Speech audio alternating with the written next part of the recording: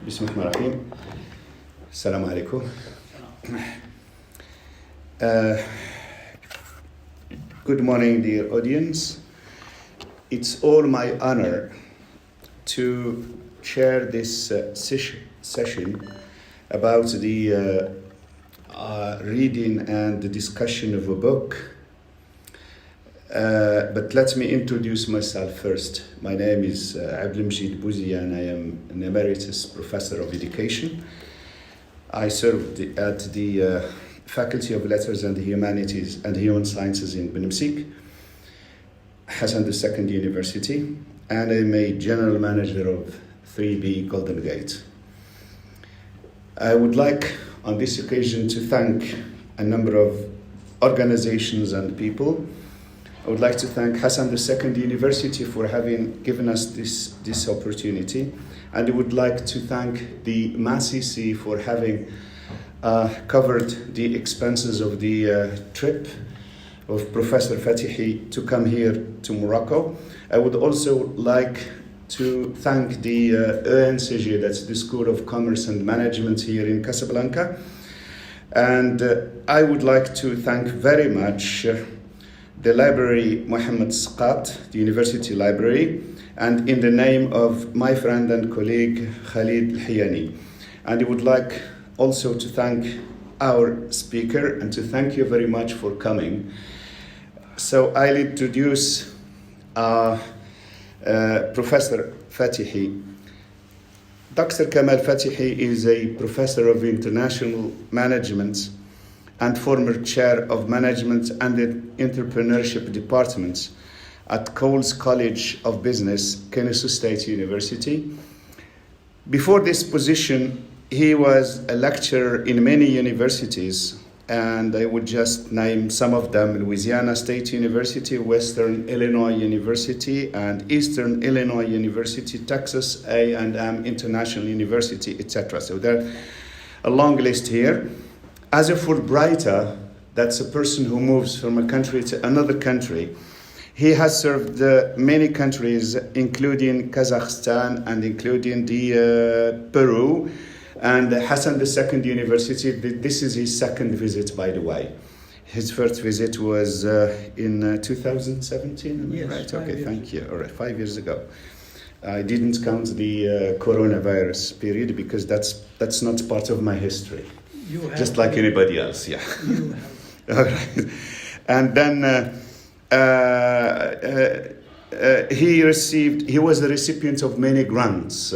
Grants are those funds that people receive to run, obviously, different projects. And one of the eminent projects that he ran, it was establishing the first business program in Turkmenistan, and working together with the State Department or through a grant from the U.S. Education Department with colleagues from Mexican and Canadian universities to establish and create international entrepreneurship courses for the benefit of NAFTA countries. As a consultant, he ran a lot of consulting, including in Russia. Dr. Fatehi has published in many journals, so I have a long list of journals, let alone the articles. Well, he will be talking about some of those articles, and he will be sharing their findings with us today. He authored, that's now the books, International Management, a Cross-Cultural and Functional Perspective by Prentice Hall, 1996. In 2007, his second book came out, and it is Managing International, Succeeding in a Cultural Diverse World. It was published by Sage Publications, and in 2019, the second edition came out this is the edition that we are talking about today. And the third edition is expected in 2024, am I right? Correct. All right, okay, that's good. This book, the book we are going to talk about, consists of 12 chapters, and it is divided into 4 parts. We're interested in one chapter that deals with the international management and the role of culture. So culture plays a very important role. But before you get into that, Professor Fatehi, I would like just to ask one question, but in three ways. Before you tell us about the book, why culture in management? That's number one.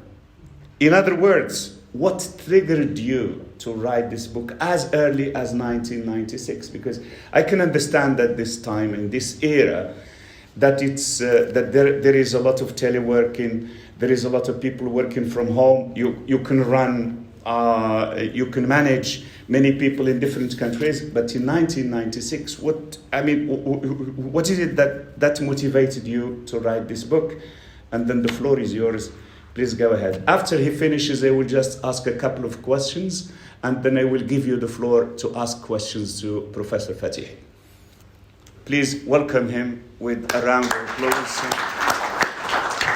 So, the floor is yours. The question, first of all, thanks for being here. As you can see from my appearance, I have been in teaching profession for a long time. So many years ago, when I started, there were none of the textbooks. I shouldn't say none, probably there were one or two in international management. And I was forced for my students to combine some of the chapters or even journal articles so that they could learn. At that time, management was considered by Americans because only American management. No discussion of influence of culture and use of management techniques in other countries because everything was originated in US. All of the theories of management were products of thinkers, professors in the US. So that is the beginning. I was complaining to publishers. Usually it is customary that publishers send representatives to universities to promote their own books. Because if you use a book in a class, a large class, a university 30, 40, 50,000, you have good amount of customers. So they try to encourage. And I was complaining that I do not find a suitable international management textbook. So when this complaint prompted some of them say, why don't you write one? After a couple of times of asking this question, I started thinking about it. Writing a book is not easy. Taking notes, organizing it, going to sources, you have to be patient. So I did that. And that resulted in the first book, which was from functional and cultural perspective, but functional was emphasized at the beginning, thinking that functions, well, those of you that are in business, College of Business, you remember functions of management, although it is not necessarily in the list that I am mentioning, but like a circle, planning, organizing, directing, and so forth. I took that approach because it was familiar. Once it was published, using it for a couple of years, needed updating, which brought me to more emphasis on culture. I can go back and list those, if you allow me. Can I interrupt you just for 1 or 2 minutes? Sure. I would just like to explain what a textbook is, because it's not a tradition here in our universities. A textbook is a book that is meant to be bought for a course, for a certain module, as we call it. And a textbook is a special, it's difficult to write textbooks. I'd rather write a book than a textbook, because in a textbook you are trying to explain every concept and every word. And not only this, but you must structure it so that a student, because it is written for students, it's not written for professionals can benefit, other colleagues can benefit, but it's for students. And how do we know a textbook? It's because it has a kind of objectives at the beginning of chapter, and it has questions in the end of the chapter, plus some case studies and references where you can find other things. It's not a tradition here in our universities, but I hope one day, if I'm still alive, and then see some textbooks around, because they are really very very beneficial. Thank you, and I am sorry for the interruption. So that is the first edition, and it seems that I have a problem with. Okay, I will use computer.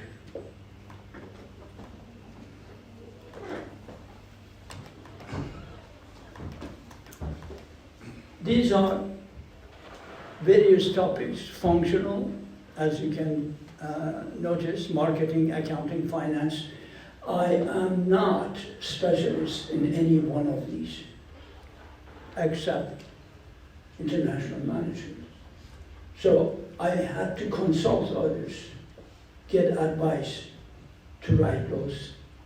Then in 2006, after many years of use, usually new information becomes available, and it is customary, and you have to revise it, which I revised it and gave it a new title. The publisher was Sage, and these are, although the functional aspect, this time, now time had passed, and university students and faculty members became more familiar with international management, not just calling it management as if there are no differences. There are differences. So I set aside the functional chapters, added some other chapters that included impact of culture and environmental issues, how we deal with environment and projecting that into future, how what we do today in our organizations would affect in future. I thought that was necessary for our students to know. And added also was the ethical issues. Very, very important. Previously, less attention was given to this aspect. And when I started writing about it, of course, it was almost normal to take into account what you do. The ethical aspect should be taken into account, especially when you get to developing countries. In developing countries, companies that enter to serve people in search of profit, sometimes they forget about that and do things that are not necessarily useful to local population. It is only useful for them to make profit.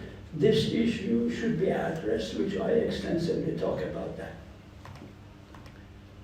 Then, in 2019, again, well, after a number of years, you have to accept reality of additional information being available, so I had to revise it. However, the publisher was asking for me to provide new sources for what I was using in the book. News sources, then it requires you to go to library, requires you to spend time, although not changing the nature of the skeleton of book, but what is behind what you claim. Because all of what I have written is not just my own knowledge, it's what I borrowed from others. All of us, university professors, scientists, fall back on information that previously was gathered by others. So they have to acknowledge it. They have to say it. And this is the tradition of scientific writing. For that, I was getting lazy. Many years had passed, so I didn't want to do it because I didn't believe really necessary changing the sources or updating the sources, because structure would remain the same. So I asked a younger colleague if he would do that job, not changing the book, not changing the structure, not changing the chapters, but searching for new sources that same issue. And he did. A Korean American professor at different university, not at mine, and somehow came to know him, he accepted, and he did that job. And for third edition, he is going to, right now he's writing, I review them and express my opinion. But the work is this. I have done my job. I have finished 3 textbooks, and updating it becomes job of a younger, more energetic person. This book at my university, which is second largest university in the state of Georgia, received the Best Book Award in 2019, 3 years ago. All the chapters, this is discussion of actually more important to me. The history of publication is not really important. It's just mentioning years and publishers. But this is the structure that all of the chapters follow. And I am presenting to you an example of that, which is chapter on culture. Usually each chapter in that book, all 3 versions of it, starts with a short story, real story, vignette. I may not be pronouncing it correctly, French for short story. This chapter has IBM experience and successful experience that wanted to put together scientists from different countries, thinking that this would provide much better combination and innovation and new product development. So the 3 countries or scientists from these countries that were invited to help in American, German, and Japanese scientists, thinking that the outcome would be very good. Well, they failed. The project was not successful. Why? Not because technical aspects were unfamiliar to people from Germany, from Japan, from US, but because different way of thinking and behavior and habit. All of them before coming to US, all meaning Japanese and Germans, were told, be aware. Although they were informed about the differences, but still the habit prevailed and project was not successful. Why? For example, Americans are accustomed to leave doors of their offices open. Nothing done in private. In organization, you are member of organization, everybody should benefit from you. And what you do should be available to others. Germans just opposite. They would like to, and did that, close their doors. An important person is somebody that has a gatekeeper. That you want to see the person, you have to talk to the gatekeeper. Different names is called. But first that person, and then they open the door to see. Just 180 degrees different than Americans. Japanese were told the best way to tell you the differences is thinking about a hamburger. A hamburger has soft bun, bread, in the middle, meat, on top, and some condiments, and on the top, again, soft bread. So an American, using this analogy, if an American boss, superior, has trouble with one of the employees, calls employees to his office, or her office, and starts with very pleasant conversation, soft bun. Hello, how are you? How is your family? How things are going at home? And then they slip in the hard part of discussion, the meat part. Recently, I have noticed that your work is not as good. You are falling behind your projects. So please shape up. Although it is criticism, but not too harsh. And then they finish it with the soft bread, last part of hamburger. Thank you for coming. I expect that this was an exception, is not the norm, and you will do a good job. Have a good day. Bye-bye. This, for a German, is just different. The German subordinate is called to the office, and right away the boss says, Hans, you have not been doing very good job. I want you to shape up. Do it. Bye-bye. No soft bun at the beginning and at the end, directly going to the issue, business-like. For Japanese, 180 degrees different. Employee is called to the office of the boss, but no discussion about behavior of individual at work. There is no meat, it's all soft bun. Because Japanese culture, you do not criticize people. You let them figure out what are the problems. So by mere fact that the superior had invited subordinate to the office, that's an indication that something is not right. So it is the job of employee to go back and find out what has gone wrong, what it is wrong. From colleague asking, not from the boss, not from his own knowledge. So 3 different styles of managing. The same managing, supervising various employees, but different approach. This reflected in the project that they had, that IBM hoped to combine opinion of these scientists. It was not working. I already have mentioned the use of office space, or smoking. Japanese and Germans didn't have any problem smoking, but Americans, no, you don't smoke. So that caused friction. Use of space, the same thing I had referred to. So these differences resulted in a failure of the program.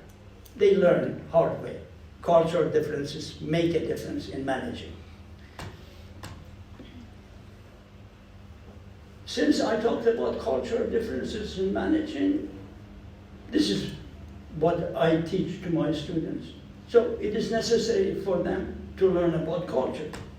Although in other courses that they take before entering my class, the issue of culture in various forms is introduced to them, but from management perspective, which is a social science. we borrowed from psychology, sociology, history, economics, and so forth. We define it this way: the way people live and relate to one another and the environment. This is culture. Moroccans deal with each other differently. It is part of their culture. Front of their parents, they are very respectful. They never use the same language that they use with their friends. Different language. Arabic, but with more respect. For Americans, parents are just simply supervisors, knowing more, nothing else. They are at the same level. They are individuals. If the child is grown up, is mature, makes his own or her own decision. Mom and dad, parents, suggest, advise, but if it is not followed, they don't get offended. But in not only Marrakesh, but in almost all other countries, non-Europeans, you don't dare to violate, to ignore opinion of parents. You will forget about your own opinion and apply parents' opinion. This applies to all aspects of life.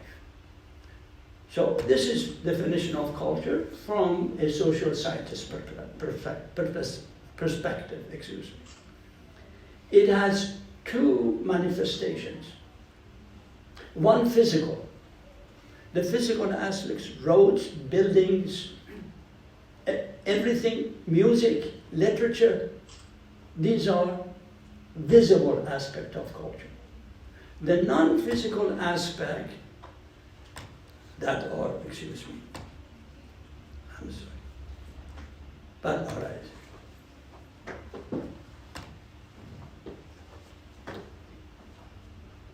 Yeah, here I am. I'm sorry that I was too quick. Yeah. Non-physical aspect is the way of thinking. Behind construction of this building was an architect's thinking. Behind building of the road is a design made by an architect. Behind writing of a book is thinking of a person. So non-physical aspect of culture is much more important than the physical aspect. People often may not pay attention to that. Also, the way we relate to environment. American deals with environment from engineering perspective. If things are not to his or her taste, they have to be changed. Some other cultures, if things are not to your taste, you change, not environment. A very simple example is if an American sitting in a room and it is cold, they turn the thermostats up, increasing temperature. For non-Americans, if it is cold, they put a jacket on. That's two different approach to environment. This is part of culture. This is how they learn. So a better definition of culture was offered by a Dutch scientist, and I like that one. Hofstede was his name. And talked about different dimensions of culture. All cultures have these dimensions, but in different forms. So instead of studying each culture, we assume a country is uniform one culture, which is not accurate.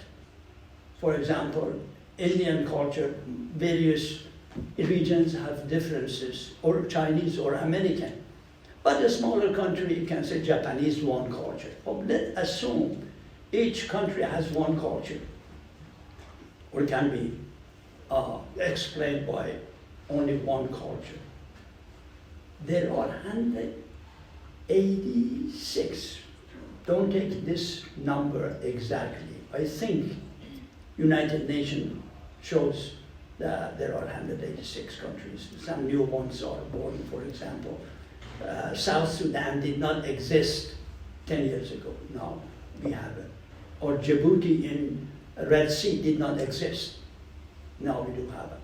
Anyhow, 186. You cannot study 186 countries and compare and contrast them. You cannot go to a library if you do not have a guide and take a book. You want a book of history? Okay, library has millions of books. Where to find that book? It is systematically organized by subjects, even within subjects, by different sub-subjects. So, culture, same thing. We can study it by looking at major components of culture. Language. Language, naturally, very easy, and ethnicity.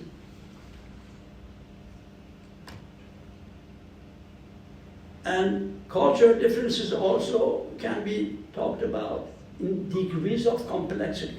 All cultures are complex, all, but various amount of complexity. Eastern cultures are more complex because there are unwritten rules. For example, in Japan, nobody enters a room unless the oldest person walks in, systematically. This is not written any place. You have to know it. And there are others. You talk to your superior using different terms. You don't use the same terms that you talk to your friend.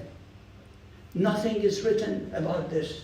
You have to know it. So non-written aspects are important.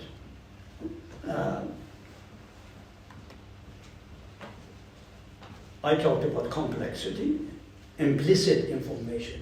This information is not written, we call it implicit, not explicit. There are more implicit information in Islamic culture. Newer cultures have less because they did not have long history to fall back. For example, US culture, almost limited, very small amount of unwritten. If it is not written, doesn't exist. Therefore, we have so many lawyers, and conflict resolution is done in courts, not between individuals. There are rules, and those rules have been documented. Documentation is important because there is nothing to fall back. But in Chinese, in Japanese, Indian, there is a 2,000 years of history to refer to, and all of those are respected and accepted. In the US, it's only 300 years. So it's not really a comparison of apples to apples. This happens, degree of complexity. We can look at the culture, see how complex, how much complexity it has, and another culture, less complexity. US culture is less complexity involved. Chinese culture, 2,000 years, too much. And heterogeneity, diversity in everything. Back again, Japanese are almost uniform. One type of people. In the US, many different types. So we have to, when we want to compare, to learn about cultures, look at it. Saudi Arabia is very homogeneous. There are no differences. You can generalize by reviewing a number of Saudis and say that all are like that. But you cannot do that for Indians. South Indians are totally different than North Indians, than East Indians, than West Indians. So this complexity, and heterogeneity has to be taken into account. Hofstad made a definition. I did not refer to it because I forgot. I will now. He said culture is programming of the mind using computer language, familiar to most people of today. Programming of the mind that differentiates one group of people from others. You program an Indian to think Indians. You program a Japanese to think Japanese. You program Russians different. And how? We don't sit behind computer and program them. Throughout life, by dealing with them, by friends, relatives, neighbors, general population, when you walk in the street and you do not respect an older person, here in Casablanca, they may admonish you. Right there you learn, this is programming. So when it's a programming of the mind, it's accurate. Programming of the mind. This programming can be categorized in different dimensions. One of the dimensions is individualism. All cultures can be looked at from concept of individual. In the US, individual is center of everything. Individualism is high. Everything is paid attention to from point of view of individual. On the other hand, Japanese, Chinese, Indian, Islamic cultures, they are more collectivist. Individual doesn't matter as much as the collective, the family, the work group. If things go good for family, individual benefits. In the US, no. Individuals, their own opinion, it doesn't matter if benefits others or not. First me, then others. In other cultures, opposite. First others, then me. I may suffer, but number of people around me are much more important than me. They should be taken into account. So this is another dimension. Now we can compare cultures based on this dimension, not detailed review of it. It's easy. Well, easier, I shouldn't say easy. It's not easy, easier. And power distance. All societies are run by power.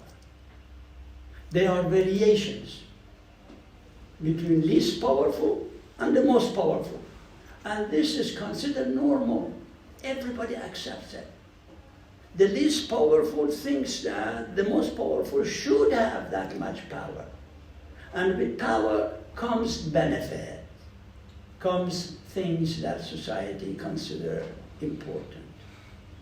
With power comes better treatment. We say laws, in all countries there are laws, but those are not applied uniformly. The poor gets the brunt of law, the punishment, the rich may go unpunished. That's variation in power. Or in the US, a president for 4 years is president, or 8 years. After that becomes another individual, except for police protection. There is nothing about that person. It's an individual, but that doesn't happen in other countries. Any individual in the US can talk to, if occasion arises, to former president as an individual. But this doesn't happen in Saudi Arabia. A commoner would not dare to think that he or she can sit with king. In Japan, emperor was considered like God.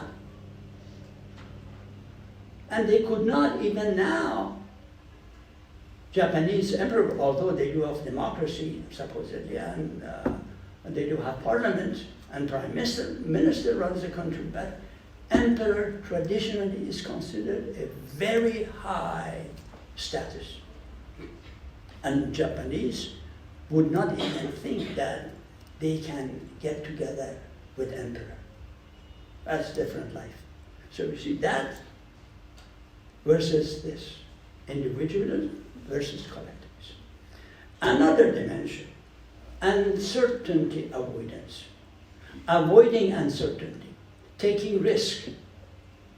Some cultures are more avoid uncertainty. For them, everything is past-oriented. They look how fathers, how mothers, how parents, how uncles did it. Past. For just the opposite, Americans take risk. How I think things should be done. Of course, I added individualism into it. Business, establishing business. To establish a business, you take risk, uncertainty. You do not know what happens. You can lose all of your money, or you can succeed. In a culture that uncertainty avoidance is high, they try to avoid risk. Fewer small businesses are put together annually or in general. More entrepreneurs in the US in every year than, let's say, in China, in India, because they are more security-seeking people. Cultures are different. Economic development heavily relies on the small businesses. Small businesses are established by individuals. If individuals are risk taker, they establish business. May succeed, may fail. But if they do not take risk, no new business, everything repeating themselves. So no economic development. One of the things that many years ago a social scientist learned was this, that in countries that risk-taking, let's call it entrepreneurship, is more prevalent, there are more growth. In countries that entrepreneurship is low, avoiding risk-taking, there is less development. So these four dimensions you can use by differentiating all cultures. You don't have to, one by one, compare them.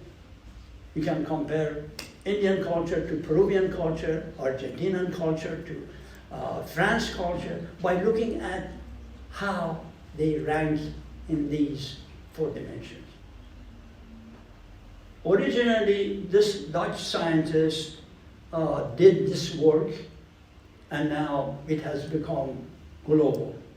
Annually, there are more articles using these dimensions than anything else, and studying them. I have done some myself, using this, but this is the original, this is the simplified, much more detailed. I have provided more detail, for example, in 4 dimensions. And, I did not finish 4. Now this is the 4th. Gender role differentiation. In some cultures, there is distinct difference between female and male. Now, I'm not talking about physical appearance, the treatment, the type of work that they can do. Except for some Northern Europeans and the US, there are certain jobs exclusively reserved for male. Women do not that they are not allowed, not that there is a law against it, but do not dare to, let's say, get into construction work. Can they do it? Yeah, of course. Not every job in construction requires brute force and strength. They can. Very seldom you find a male, although now it's changing globally, be a nurse. because nursing is not supposed to be a male job. These categories, female, male, gender differences, or carrying babies, taking care of babies. You do not find a male in almost all cultures except Northern Europeans taking care of a baby. This is the job of a female. You don't do it. Why? It has been done like this. So male-female differences signifies. You can, Northern Europeans, for example, there are more equality. Two human beings, physically different, naturally, but in activities, same. In US, less. Still, there are differences between the two, but they are not as 180-degree different than, let's say, Japan. Masculine or masculinity is very high in Japan. In Sweden, it is very low. If you walk into in any city, in streets, for example, Stockholm, in Sweden, it is normal to see a man pushing a stroller with a baby or feeding the baby. But this you do not see in Japan. They have to be the job of the lady. So these four dimensions can be used to separate cultures. I think previously, there is one element here that I have to add. Although these features can be used to differentiate among cultures, but each culture, there are certain things that so far we have not been able to determine why they are misfit. For example, American culture, very low in uncertainty avoidance. Everything has to be written. Okay, everything has to be written. That's paradox, because on the other hand, you say that people are risk takers. Why there are more lawyers in the US than in Japan? This is normal, not normal. Cultural shock. Anytime you enter a new culture, you are exposed to various new elements, new information, new actions, and that is like giving you a shock. If you are a little bit more resilient, or if you had experience, or if you had read about it, you know that this period is short. Tolerate.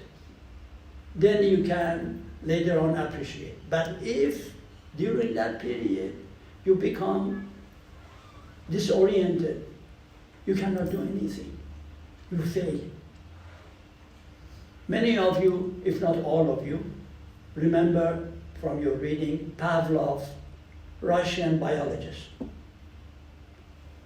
He used dogs for various, experiments.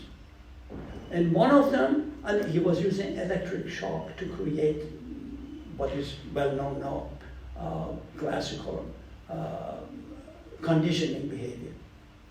So many shocks were administered to the dog that the dog lost any sorts of knowing what's going on around.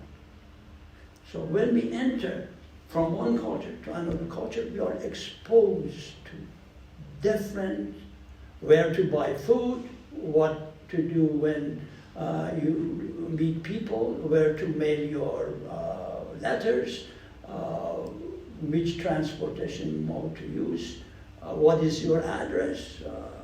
A couple of days ago, I myself jumped in a taxi and told him about ENCG.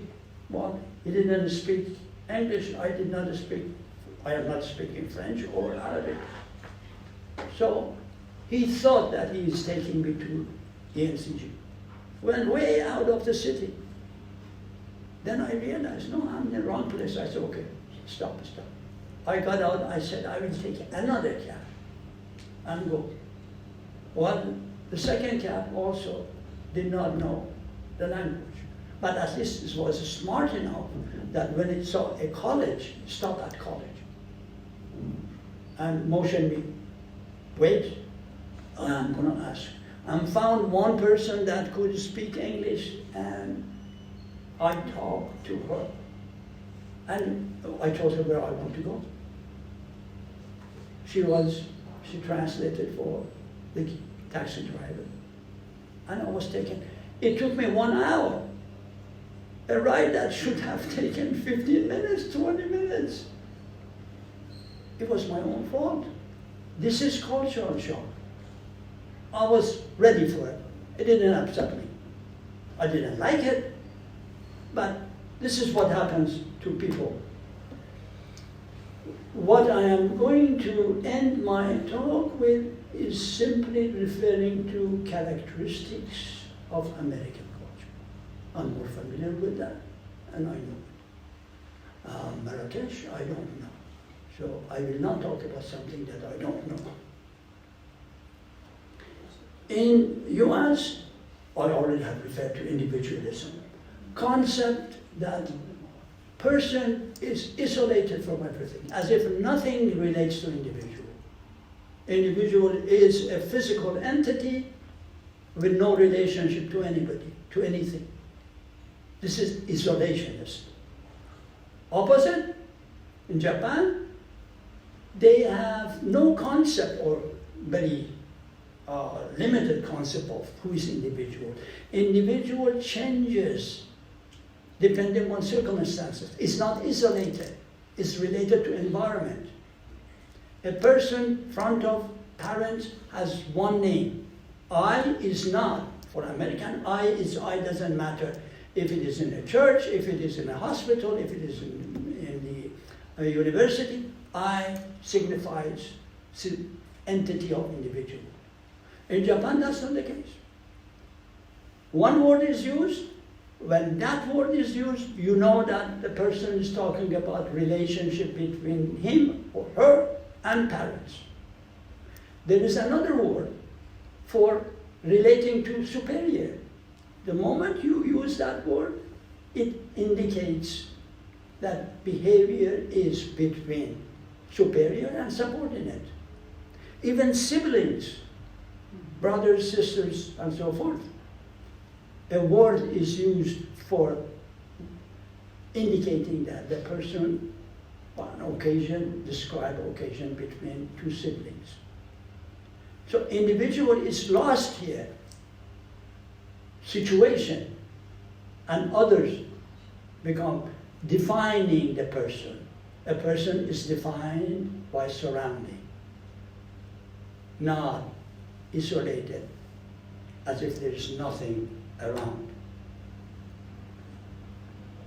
Also, Americans have much broader, what we call, I should simplify, the personality can be regarded having various levels like onion. There are fewer levels for Germans. If you enter first couple of layers, then rest of it, which is private, is open to you. But going through that journey takes years. You don't become a friend unless you have spent 5, 6, 10 years. For most cultures, it's like that. When you call a friend, a person as a friend is like your brother, like your sister, like parents. But for an American, anybody that has spent 5 minutes having a cup of coffee, and you ask, do you know an individual? Yes, he is my friend. How much you know him? How long? I have had a dinner with him. I have had 2 separate coffee breaks we spent together. I know his name, I know his children, I know his parents. Beyond that, No. So this is the difference. It is easy to make friends with an American, but knowing deeply about this, almost impossible. For a German, it is very difficult. Years you have to spend to become friend of a German. But once you are a friend, everything is available to you. No secret. He or she depends on you 100%, and you do the same. So you don't casually call everybody that is familiar to a friend. I already have referred to environmental aspect, how an American deals with the environment, changing the environment. Others don't think that. Changing me, not the environment. And they're optimistic. Very optimistic. View of the future would be better. Always. Not that they are not pessimists, but less pessimism. Other cultures, sometimes, is just opposite. They are more worried about future, thinking that there are elements that work against them and are going to be failure.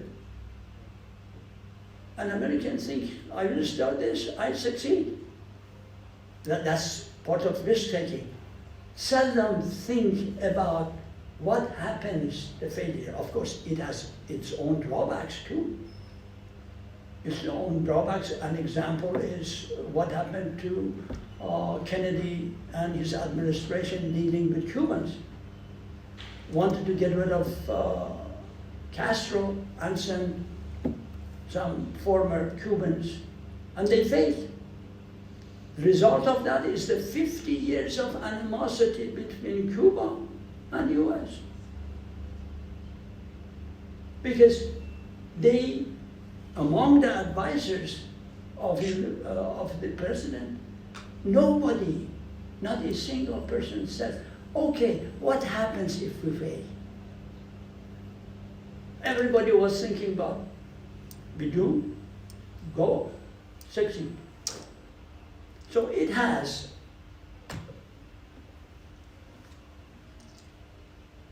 this is directly related to optimism or pessimism.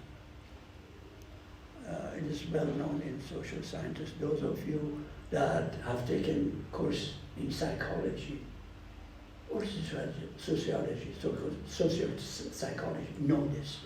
Self-fulfilling prophecy. You assume something, based on your assumption, you take an action. An action has a reaction from others, which is relating to your assumption, and you say, this is it. I am correct. I'll give you a very simple example. You see somebody coming to you, approaching. You assume that that person doesn't like you.